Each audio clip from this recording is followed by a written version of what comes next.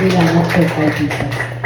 And this guy, he was a very smart man in the things of the world, like business and politics. He was very smart that way. So kani nga tao nga nagbalik-balik, usa ni ka halangdon, no?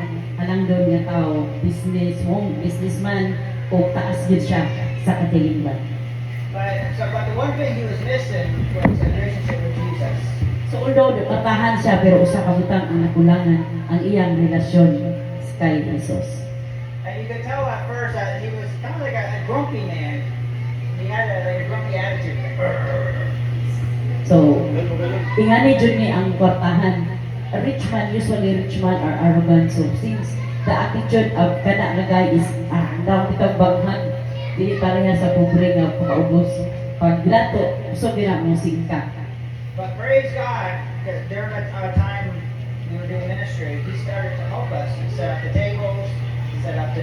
So, samtang nagdagdagan sila sa ministry, ito na taong arrogante ng sigpamanghan, yung tabang na hinuon nila sa ministry. Mag-arrange, magtabang yun sila, ayuda yun sa ministry.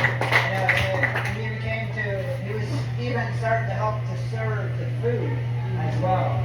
So, bisan kwartahan siya, diha siya nakamao nga mag-serbisyo sa iyahang mga katawhan, magpakaon sa iyang mga katawhan. From what I could understand, he only thought of himself before, but once he was connected to Jesus, he started to serve. So, yan nakita, alahi ang iyang kinaiya samtang wala pa siya kay naminaw sa pulong sa Ginoo. Once nakadungog siya, napinaya nga nakakonect na siya kay Jesus kay nausab yun ang iyahang pagkatao. And so I was very glad that we were able to be a magnet for that guy to connect with Jesus. So, nalipay sila nga, nahimo silang magnet nga nakakonect katong tao kay Jesus. And there was another woman in there. She had a very strong testimony that I wanted to share. So sa ilang nga panahon na ako'y usa ka babae nga strong kaayo ang testimony no kadaugan gid sa babae.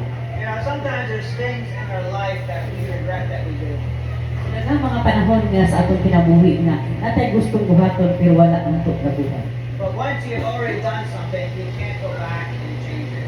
So sa ato kung ato na magong mabuhat ang butang once nabuhat na lisod na kaayo nimo balikan. You know, we have to ask God for forgiveness and continue to move on in His presence. So ako lang po na-illustrate gamay no sa ato ang pagkamakasasala. Kung gusto ta magbag-o, di na gyud na siya nato balikan no. I-illustrate niya unsa ang kabaguhan samtang nakadungog siya sa tulong sa Dios. So while we were there doing ministry, there was a leader who had a very strong testimony. The leader of that. So naay usa ka leader nila nga strong kaayo og testimony. And her testimony was very shocking. Ang iyang testimony usa ka kulbahinam. In her life, she had committed 4 abortions. Oh, ayan. Sa iyang kinabuhi nakapa-abort siya at kaupat. So you can imagine the emotional attacks that would be on her mind continually. So kung makasala mabuta magyang tinuno ka kaupat siya nagpakuha. So sige siya atakihon sa iyang konsensya. But praise God, God healed her mind and her heart. Salamat sa Ginoo nga giayo ang iyang kumakan. And she was able to be healed from that, and it was serving Jesus. So bisan pa sa iyang pagkamasasala iyang naaminaw nga gipasaylo na siya ug free na siya nga mag-serve kay Lord. So somewhere down the line, someone was a magnet for her to bring her to Jesus, to connect. So napili niya nga adunay usa ka magnet nga nakakunik niya ngadto kay Jesus. So in our life, let's do our best to be that magnet to connect people to Jesus. Sa ating kinabuhi ko na ito panikamutan na kita ang magnet na makakunik ang sa katao ngadto kay Jesus. You know, everywhere in the world, you know, whether it's Canada, U.S., Africa, China, Europe, you know, there's people who need Jesus. Bisan asa daw sa kalibutan, sa Canada, Amerika, ang tanang tao na kinahanglan din kay Jesus. And there's many people in this world who are hurting, kasing-kasing. So daghan kaayo ang katawhan pero o kalibutan nga gisakitan, nasakitan ang kasing-kasing. You know, unsa sala. And it's very sad. Like, very hilak. O nahilak siya. Masulubon. Because I know many people who are suffering, who are hurting. So tungod kay hilak siya tungod sa kadaghang mga tao na nagantos sa kasakit. And it's very sad that they keep rejecting the one thing that can help them and set them free. So, sakit po sa iyang hunahuna bitaw as a servant nga pagsige kag istorya nga ingana ang imong buhaton nga dili tumanon. So that is like the heart of a pastor, right?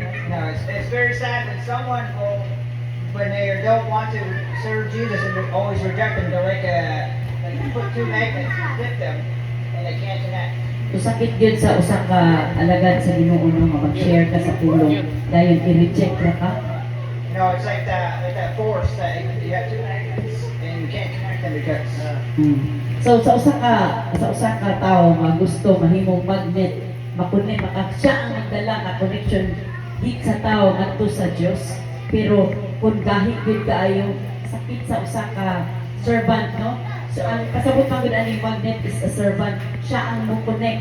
Pero there are many times nga mulay ka dili ka mo connect, sakit kayo ang bation sa usa ka magnet like us. And as man and woman of God, that's very lisod on our hearts. It's very hard to see. Sakit lisod dito kayo sa mga anak sa mga alagad sa Ginoo nga mutan-aw nga i-reject ra ang pulong sa Dios. And the Lord, the Holy Spirit has brought to my mind that sometimes force that's stopping them, it could it's strongholds in their lives. So sa naay stronghold bitaw nga gusto mubabag nga makonect